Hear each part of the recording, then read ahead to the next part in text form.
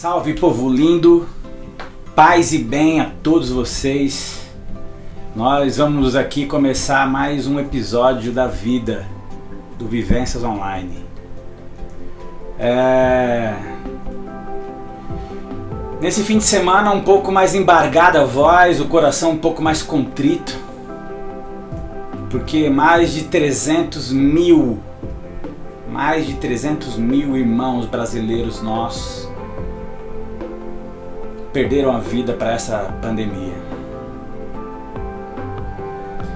E não há como a gente começar, não há como a gente falar desse capítulo da vida sem tocar nessa imensa dor que tem levado o nosso país a esse desespero, a essa dificuldade, a esse choro. Amigos nossos, irmãos nossos estão passando por grandes pesares. E a Bethesda de Osasco tem por característica crer num Deus Emanuel, o Deus conosco, que caminha com a gente, que chora com a gente. Em nenhum momento você percebeu, viu aqui a gente prometendo que Deus alargaria as ruas, que tiraria, livraria você do mal, porque o mal é inerente à vida. Mas a gente não pode passar por um momento como esse e não aprender nada. E a proposta que eu faço para vocês hoje, ao assistir esse Vivências Online, que você aproveite a vida, que você, na convivência dos seus, na convivência das pessoas que você tem de perto, que você passe a valorizar mais, que você passe a respeitar mais. O amor é um sentimento frágil e precisa de delicadeza para ser experimentado. A agressividade, a brutalidade quebra esse sentimento. Então eu proponho a você que é o seguinte, que tem perto de você, que tem amigos que estão sofrendo nesse momento, seja por essa maldita doença ou seja por qualquer outro motivo, que você doe amor. Liga, manda uma mensagem de WhatsApp. E eu queria já agora aqui começando lembrando do nosso irmão Tiago. Tiagão, o nosso coração está triste contigo. E a gente vai fazer orações hoje em prol da sua vida e da sua família e de seu pai que está passando por esse problema difícil demais. Várias vezes a gente se encontrou na comunidade, várias vezes a gente agradeceu a sua vida. E hoje é momento de chorar com você, de orar por você. E de orar por aqueles que sofrem por essa doença, por esse problema. Lembrando que Deus é companhia e que precisa de estar atento para percebê-lo. Ele não mora nos grandes palácios, nos grandes templos, ele mora dentro do coração. Onde você estiver ali, ele está. Se você estiver batendo numa porta, ele está com você. Se você estiver sofrendo, ele está com você. Então eu queria começar orando para que Deus se mostre perceptível na vida de cada um desses nossos irmãos que estão aqui. Cada um de vocês que vão ouvir esse Vivências Online hoje, que o seu coração possa ser impactado de esperança, de perceber a dor e de ser companhia e de ser a presença do próprio Deus na vida do outro. Eu queria começar orando e queria que você acompanhasse com o coração comigo essa oração. Pai, mais de 300 mil irmãos nossos se despediram. A gente pode apontar aqui inconsequências de governo, a gente pode apontar aqui milhares de justificativas, mas nada vai amenizar a dor de cada um que perdeu. O que eu peço é que a sua doce companhia seja sempre perceptível, Pai. Que essas pessoas não entrem em desespero, que elas consigam se reencher de esperança, que elas consigam retomar a vida, Pai. Pai, eu te peço também pelos nossos queridos, o Tiagão que vem minha memória agora aqui. Só o Senhor sabe a dor e a dificuldade que aquela família está passando, mas aqui nós, enquanto irmãos, nós aqui enquanto irmanados com Ele, pedimos ao Senhor, olhe por eles, Senhor, esteja com eles aonde eles estiverem, em qual momento eles estiverem, que a paz que excede o entendimento, aquela paz que enquanto está tudo difícil, o coração se emana de paz, essa paz acompanha o coração deles. E que todas as pessoas que assistirem o Vivências de hoje consigam perceber, sentir a sua presença, a sua doce presença. Aproveite o máximo. Sinta o Espírito Santo, sinta o amor de Deus. E aproveite a vida. Em nome de Jesus.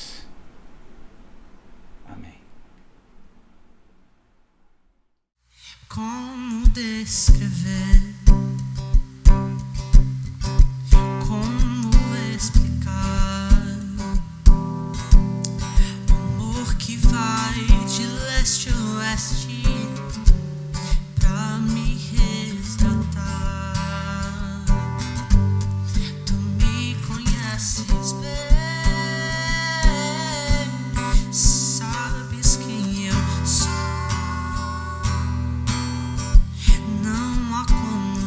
Esconder de ti, tu sempre sabes onde estou. Vamos lá de coração.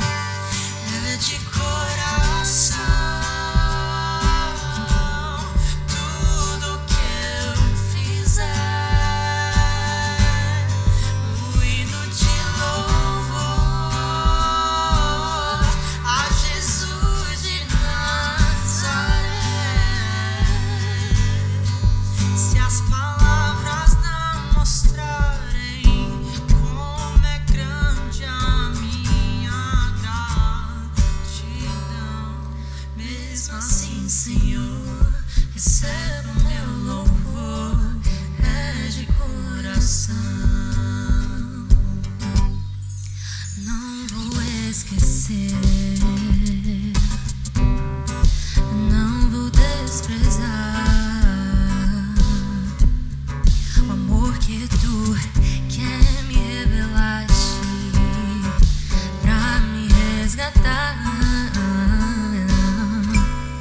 Tu me conheces bem, tu sabes quem eu sou. Não há como me esconder de ti, tu sempre sabes onde estou.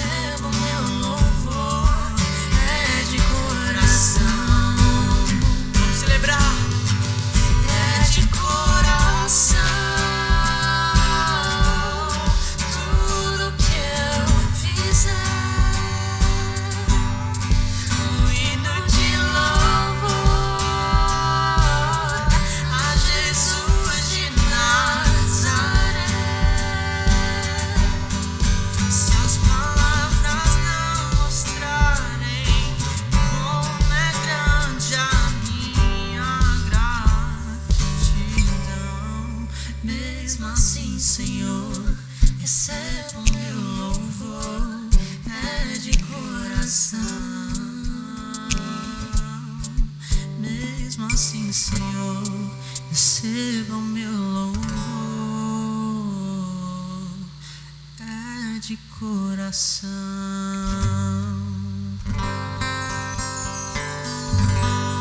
Aleluia.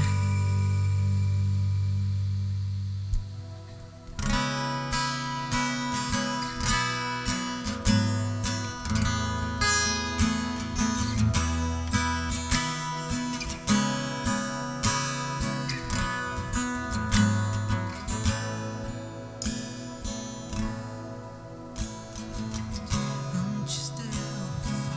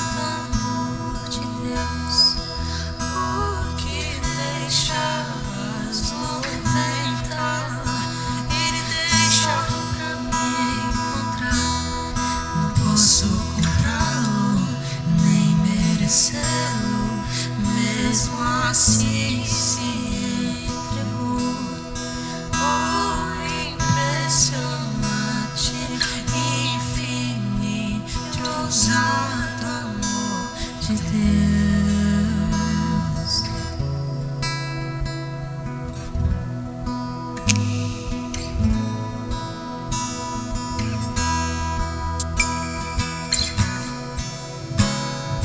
Quão impressionante é o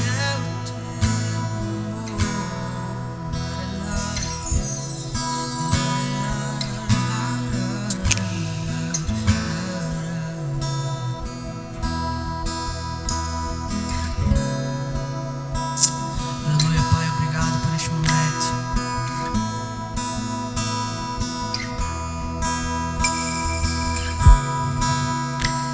Muito obrigado pelo teu amor, pela tua graça sobre nós.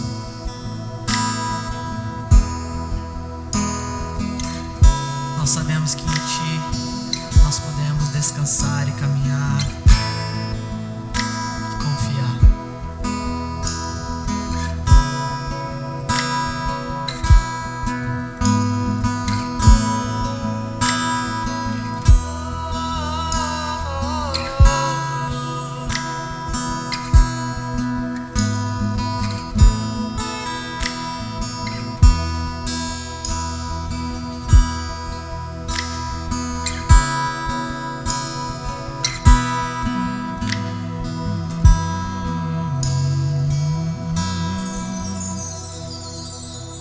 E só pra te adorar e fazer seu nome grande e te dar o louvor que é devido. Estamos nós aqui. Estamos nós aqui só pra te adorar e fazer seu nome grande e te dar o louvor que é devido.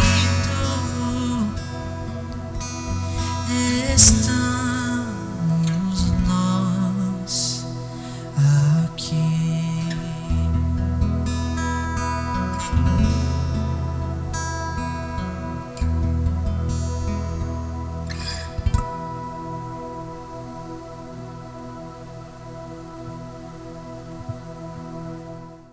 Queria falar com vocês sobre o projeto Mantenedores da comunidade. Isso é um projeto muito especial que vai fazer alavancar a possibilidade da gente encontrar um espaço interessante pra gente. E é um momento também da gente juntar recursos para ajudar quem precisa. A pandemia trouxe um distanciamento maior entre os ricos e os pobres no Brasil. E a gente, como comunidade de fé, estamos aqui para tentar diminuir, tentar atenuar o sofrimento do que estão precisando também. Então aqui embaixo você vai ver o número de telefone. Se você quiser fazer parte desse projeto de mantenedores da comunidade, você entre em contato com esse número. Tem um WhatsApp, você pode entrar em contato com ele e pode fazer parte desse projeto também.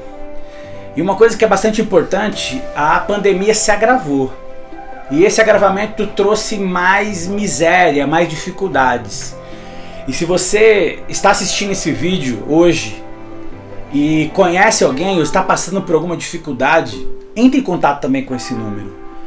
E a gente vai levar até você um suprimento, alguma força para vocês, para que vocês passem por esse período também. Porque esses recursos são juntados não só para esses projetos, não só para a gente crescer, mas também para poder dividir o mantimento. Então assim, se você é da comunidade, se você conhece alguém da comunidade e está passando por dificuldade nesse momento, chama a gente também no WhatsApp. E se você quer fazer parte desse engrossamento de caldo para poder a gente conseguir uma quantia maior para poder ajudar as pessoas, também entre em contato com a gente nesse número que está aí. A gente vai ter o prazer de colocar você no nosso meio e de a gente engrossar esse caldo. E se você precisar também, nós estamos aqui disponíveis. Eu queria fazer uma oração rápida para vocês. Senhor, quero te agradecer pela companhia de sempre e colocar aqui o agradecimento por essa galera que contribui e que se torna possível esse nosso projeto. Pai, que o Senhor permita que eles experimentem do Senhor sempre a bênção e a companhia, e que as pessoas, Senhor, que estão aqui precisando nesse momento na nossa comunidade ou no entorno de nossa comunidade, que eles tenham coragem de chegar até nós e se comunicar para que a gente consiga abastecer, consiga ser esse elo de amor. É que eu te peço em nome de Jesus. Continue com a gente. Amém. Obrigado, Belzão, pela sua companhia. É sempre muito gratificante ter você por perto, meu amigo. Realmente, a gente começa esse nosso culto na fala do Bel, com a fala do Bel, com a voz realmente embargada, com o coração apertado. Mas eu queria que hoje a gente ouvisse isso que eu tenho para dizer e isso fortalecesse o nosso coração, fosse motivo de muita, mas muita esperança. A gente precisa de esperança. Olhar para a realidade do jeito que ela está, um caos, olhar para tanto choro, para tanta tristeza, mas a gente precisa alimentar a esperança. E eu preciso falar do Deus que eu acredito. Eu preciso falar para vocês do Deus que movimenta a minha vida e movimenta a vida do Bel, do Gustavo, da Ju, dessa comunidade bonita, para que nesse momento a gente se sinta abraçado por Ele. Amém? Eu queria, antes de mais nada, orar mais uma vez. Eu queria que você baixasse a sua cabeça aí e pedisse para Deus falar com o seu coração. Se desarma, se desmonta e fala assim: Deus, fala comigo hoje à noite, fala com o meu coração. Eu tô com o coração apertado também, eu tô triste, eu tô lamentoso. Fala comigo, vamos orar? Oh Deus, fala conosco hoje, nesse tempo, nesse momento de reflexão. Fala com o meu coração, fala com os nossos corações. À medida em que vamos abrindo as nossas mentes, a nossa interioridade, vem Espírito Santo e fala conosco, mostra-nos um Deus presente, um Deus que está ao nosso lado como companheiro de estrada. Fala conosco, Senhor, que a gente, ao terminar essa reflexão, esse culto, a gente se sinta um pouco mais aliviado, porque a gente percebeu a Tua presença. Faz assim, nós te pedimos no nome santo e precioso de Jesus. Amém e amém e amém. A mitologia grega, vocês sabem, ela é muito rica, é até bacana ler a mitologia antiga grega. E na mitologia grega a gente tem um panteão, né, como se fosse uma sala de deuses. E nesse panteão grego dos deuses a gente tem, por exemplo, a Afrodite. A Afrodite é a deusa da beleza e do amor. A gente tem o Eros, o deus do amor. A gente tem, por exemplo, Poseidon, né? Que é o deus dos mares. E essa mitologia ela vai desenhando tantos outros deuses para tantas outras situações. E é tão verdade isso que eu estou dizendo para você, que Paulo, lá em Atos, quando ele chega em Atenas, tem um altar nesse panteão de deuses, tem um altar escrito assim: ao Deus desconhecido. Tantos eram os deuses na cultura grega, na cultura antiga grega, né? E eu queria, num detalhe, perceber que esses deuses da mitologia eram deuses fortes, deuses embrutecidos, algumas vezes cruéis, mas todos eles dotados de muita força, de muita potencialidade, muito vigor. E a gente dá um salto da mitologia antiga grega para o Velho Testamento. No Velho Testamento, a gente tem as narrativas de um Deus poderoso, de um Deus forte. Em alguns momentos, na linguagem, na mentalidade da época, Deus é até cruel, né? A gente lendo hoje os relatos e as narrativas, porque um Deus que vai à frente dos guerreiros, vai guerrear, vai batalhar junto com o povo, junto com o rei, junto com os comandantes. E em alguns momentos a gente vê e lê as narrativas dizendo o seguinte, ó, que Deus mandou a gente invadir aquela cidadela e Ele vai nos dar essa cidade e a gente vai vencer a batalha, mas Ele diz para matar todo mundo, até as criancinhas. Tem isso na Bíblia, tem um texto assim na Bíblia. Quer dizer, que vai mostrando a face de um Deus cruel, né? Mas era assim que eles acreditavam, era assim que eles viam Deus. O Deus da Bíblia, o Deus que está aqui nessas narrativas do Velho Testamento. Esse Deus bruto, esse Deus que vai para a luta, né? E faz vencer uns e faz derrotados outros. E essas narrativas vão sendo construídas. Era assim que o povo de Israel acreditava em Deus. Ou acreditava em Deus. E o tempo vai passando e Deus vai se mostrando de outra forma, com outras nuances, com outras faces.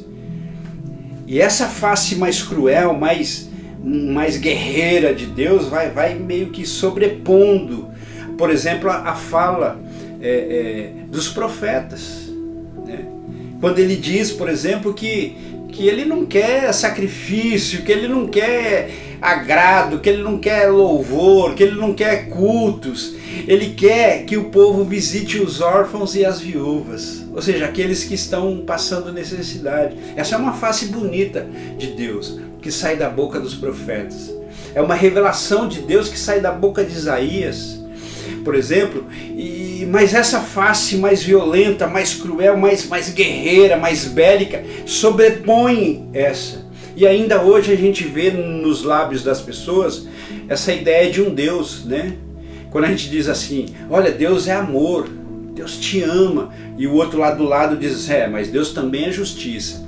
Quer dizer, Deus também é um vingador, né? Se você errar, olha, você entende? Sobrepôs esse desenho, essa imagem bonita de Deus, né? Que olha para a gente necessitada, para a gente chorosa e diz, eu estou contigo, não tema. E nos nossos dias, essa face de Deus, ela precisa ser sobreposta. Essa face bélica, essa face guerreira, em muitos momentos cruel, e que faz acepção de pessoas, porque ele abençoa alguns e outros não, precisa ser sobreposta com a imagem de Jesus, que é a grande revelação, porque Hebreus diz, tendo Deus outrora falado na antiguidade aos nossos pais pelos profetas, hoje nos fala por intermédio de Jesus. Então Jesus é a grande imagem que a gente precisa povoar a nossa mente e o coração na hora de elaborar a linguagem, porque Jesus é a revelação máxima de Deus, e Deus não nos fala mais hoje pelos profetas, pelos reis, Deus nos fala hoje por Jesus de Nazaré, o Filho de Deus. Então essa é a imagem que a gente precisa trazer. E a partir dessa imagem a gente precisa construir a nossa vida espiritual, a nossa vida cristã, a nossa vida de fé, a nossa espiritualidade. É a partir dessa imagem de Jesus e não de outra qualquer. Não é o que os pastores televisivos, midiáticos falam, não é. A gente precisa construir uma imagem de Deus que seja essa imagem de Cristo Jesus, amoroso e bom. Porque quando nas narrativas dos evangelhos, por exemplo, quando diz assim, olha, vocês que sendo maus, né? Olha, vocês que sendo maus sabem dar coisas boas aos filhos de vocês quando eles pedem. quanto mais o Pai Celestial, ou seja, quanto mais o Pai Celestial, que é bom, vai dar para vocês o Espírito Santo. Entende? Da boca de Jesus sai uma imagem de Deus que não é guerreira, que não é bélica, não é para se armar, não é para encher a estante de munição. Não é para se armar e encher a estante de munição. É para abrir o coração, estender os braços àqueles que precisam. Essa é a grande mensagem de Jesus. E é a grande revelação de Deus em Jesus. Todas as narrativas dos evangelhos afunilam para esse aspecto de um Deus que vai ao encontro do outro, do homem, da mulher, da criança, para dizer para ele: olha, eu estou aqui, você que está sobrecarregado, você que está oprimido, vem, chega, porque eu tenho alívio para o seu coração. Essa é a mensagem do Evangelho, essa é a mensagem de Deus em Cristo Jesus. Portanto, qualquer imagem que não seja uma imagem amorosa, consoladora, não é uma imagem boa para se usar. Não tem a ver com Jesus, a revelação máxima de Deus. Por isso que na Bethesda a gente fez uma opção, por exemplo, por não cantar músicas que têm esse cunho de guerra, esse cunho de batalha. Ó, você é um soldado. A gente não quer lembrar dessas imagens, não, né? Nós não somos soldados de Deus, nós somos amigos. Foi assim que Jesus diz, numa linguagem e numa mensagem muito mais terna. Nós não somos soldados, nós não somos sequer servos, nós somos amigos, porque o que Jesus sabia de Deus, Ele nos disse, Ele nos passou através da sua vida e do seu legado. Olha que coisa maravilhosa. Percebe como as imagens de Deus vão se transformando no Velho Testamento? Um Deus guerreiro, um Deus que sobrepõe as vontades dos outros, um Deus poderoso, mas no Novo Testamento, na figura de Jesus, um Deus que é frágil. Um Deus que se fragiliza porque ama.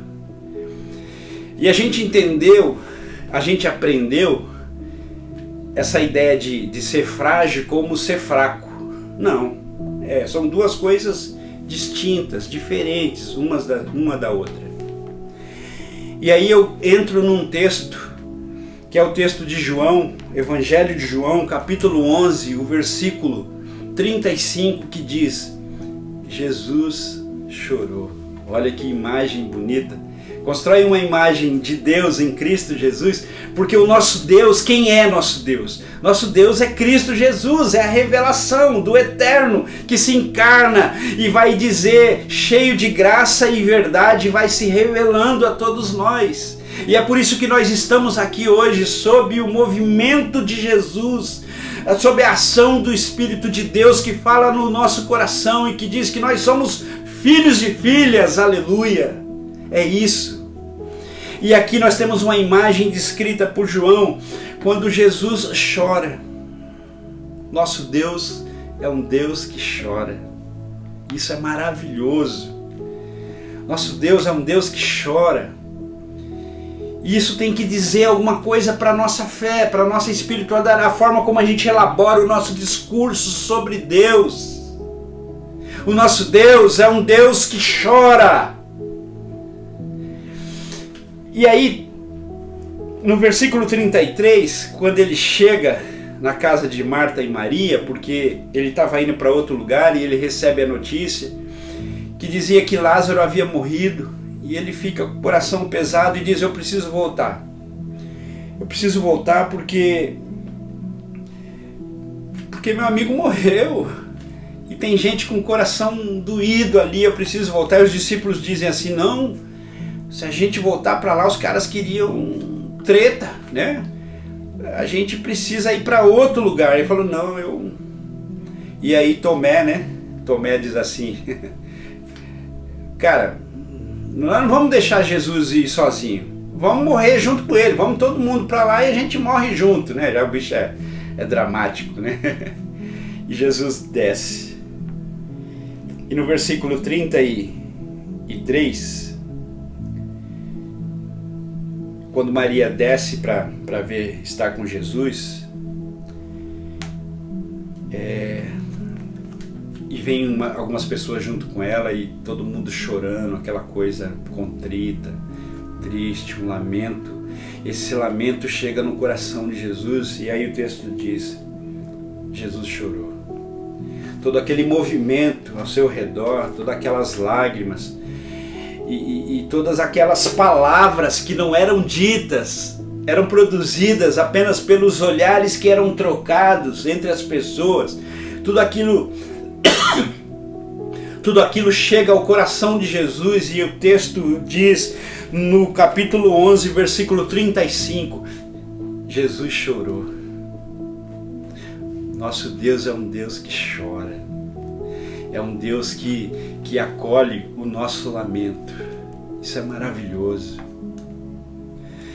Quando Jesus olha para aquela situação, olha para suas amigas Marta e Maria e começa também a chorar, o seu lamento é um lamento de amizade, o seu lamento é um lamento que sente a dor daqueles que estão à sua volta, o seu lamento é o lamento da saudade. E a gente vive um momento tão especial no país e no mundo. A gente vive uma crise tão cruel no nosso país, em que tem morrido tantas pessoas. Os números de sexta-feira, publicados na manhã desse sábado, foram de 3.200 pessoas que morreram só no nosso país. Foram mais de 3.000 pessoas que deixaram seus filhos, suas filhas, seus amores, seus amigos.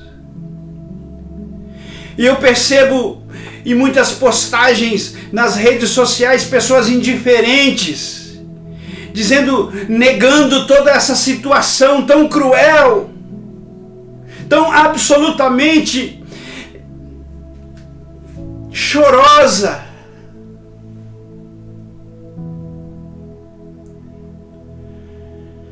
Com o coração tão petrificado diante da manifestação tão cruel da morte. Jesus chorou.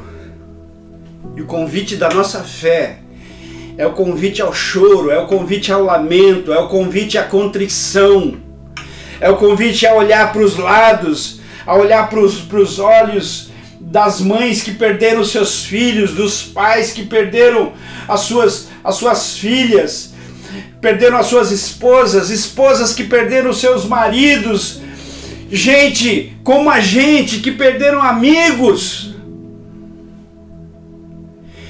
E se a gente não olhar para toda essa situação e o nosso coração se sentir apertado e as lágrimas descerem aos nossos olhos, não descerem aos nossos olhos, é porque o nosso coração está petrificado. É impossível, diante de uma dor tão nefasta como essa, nos sentirmos insensíveis. Porque a nossa fé diz que o nosso Deus, Cristo Jesus, chorou. A nossa fé nos diz que o divino companheiro que está no caminho, ele nos enviaria o Consolador, para que nesse momento tão cruel, tão triste, consolasse, nos emprestasse a sua força, para que pudéssemos seguir.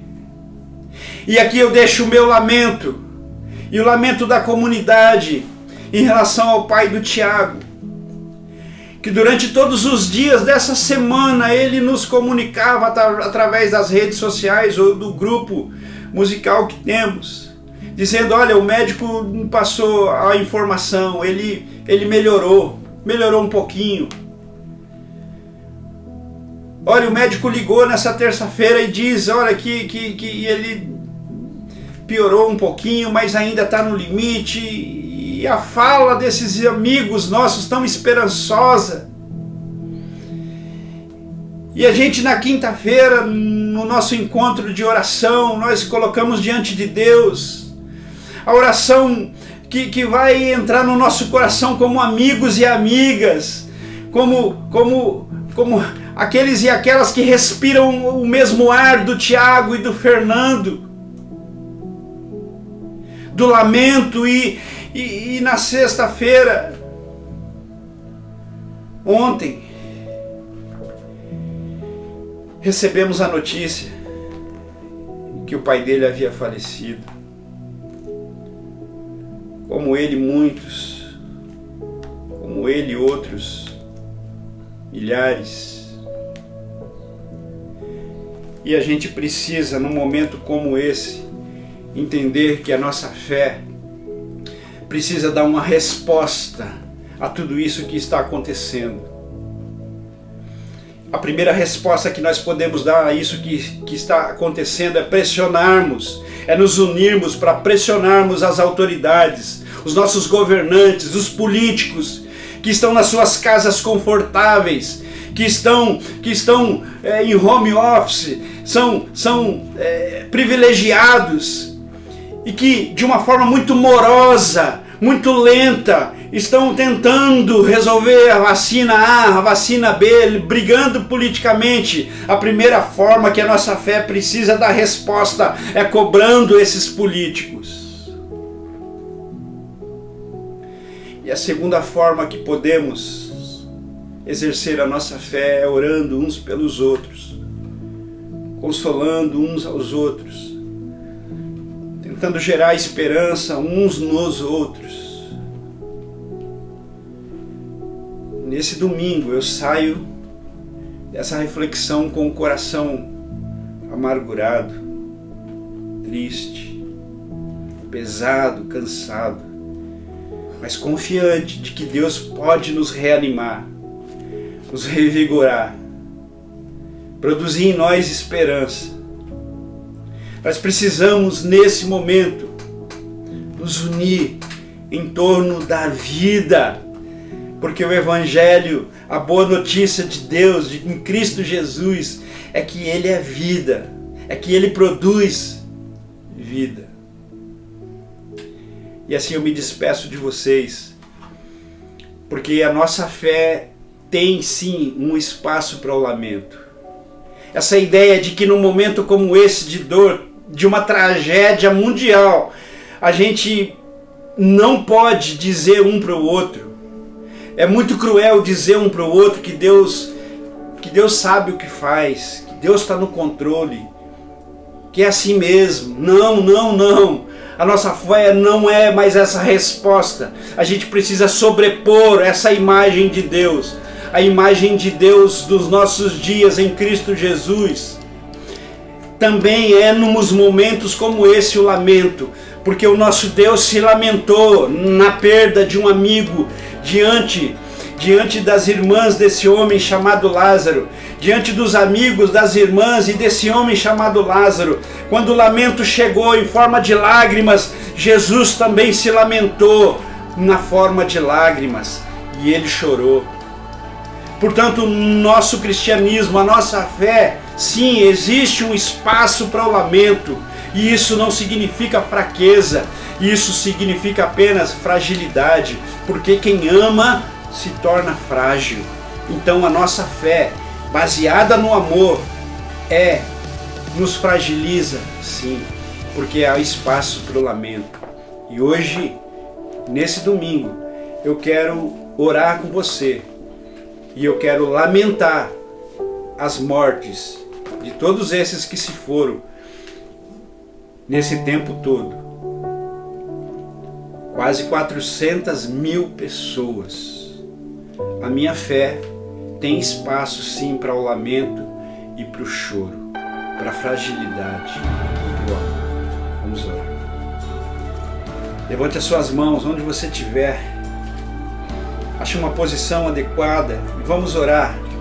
Oh Deus, nós sabemos que o Senhor é um Deus bom, um Deus que cuida de nós, um Deus que está conosco.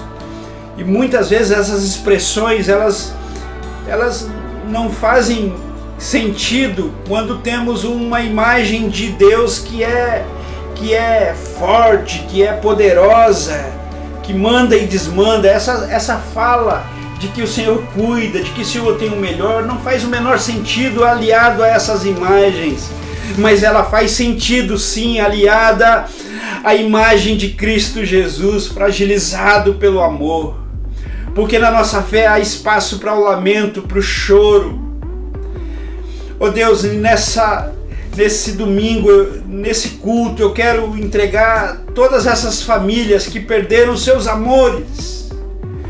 Nesse domingo, Senhor, eu quero entregar os filhos, as filhas, as esposas, os esposos, os amigos, as mães e os pais. Eu quero colocar diante do teu altar para que a tua graça seja abundante e suficiente.